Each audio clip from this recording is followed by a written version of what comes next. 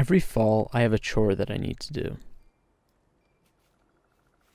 Nestled amidst hydrangeas, coneflowers, and other common suburban garden flowers is a fig tree. And since fig trees don't technically belong here in New Jersey, I have to take care to cover it in blankets and burlap to keep it alive. The interesting thing about fig trees is that you can cut the branch off of one tree, plant that branch in the ground somewhere else, and grow a new tree. Transplantation and propagation.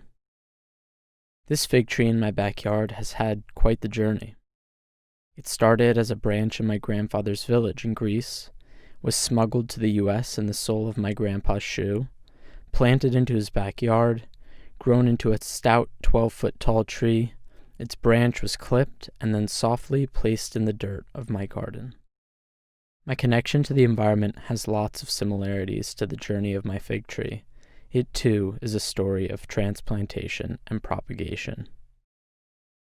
My environmental story has had a lengthy history of deep and sprawling roots and is grounded in a place that is similarly important to my mom and my grandfather's connection to the earth, the village of Kriopigi. There's not much history about my grandfather's tiny village. Actually, the only thing that exists of it on the internet are Google Maps photos from a small portion of the area's singular road. As a kid, I used to spend a few weeks there every summer, chasing chickens, milking goats, roaming the tall grass of the mountainside, and exploring its creeks. In a way, it raised me more than being home in the US did.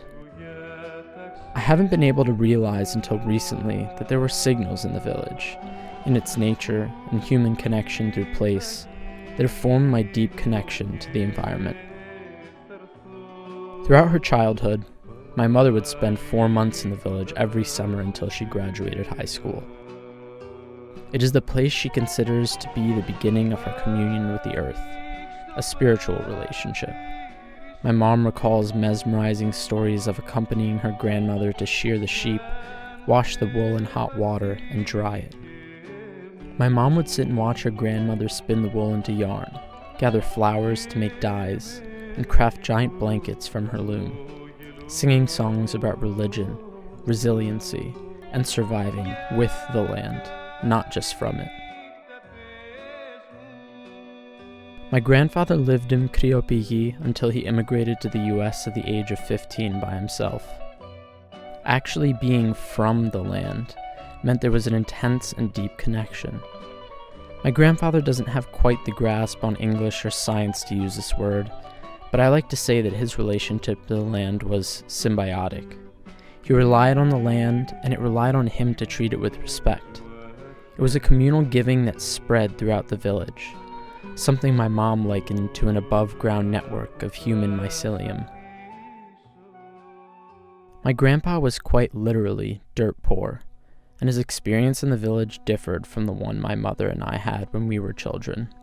Growing up in the US but experiencing a deep spiritual connection to a place we are foreign to feels a lot like my fig tree. Both my mother and I view the village as a catalyst for a connection to nature that is more rooted in a position of privilege, while my grandfather's connection to it seems much more honest and true. Despite how crucial the village is to my environmental story, I've started to ask myself if my relationship to it is in conflict with that place. Is my spiritual and privileged connection to it contributing to a narrative that is stripping it of the more honest connections that its people have? I began to think about the village's own icon, Polixeni. My mother described growing up with her as viewing a woman of the dirt, her fingernails constantly filled with soil, constantly tending to the land, respecting the land. Sometimes my mom thought she was Earth herself. Polixeni had kids who became educated, left the village, and offered to buy her an apartment in the city, and she said no. Polixeni has since passed away at the age of 107, but I wish I could ask her, speak with her about her resistance to leaving her place. Was she scared of the same problem I faced? Becoming foreign to a place that means so much?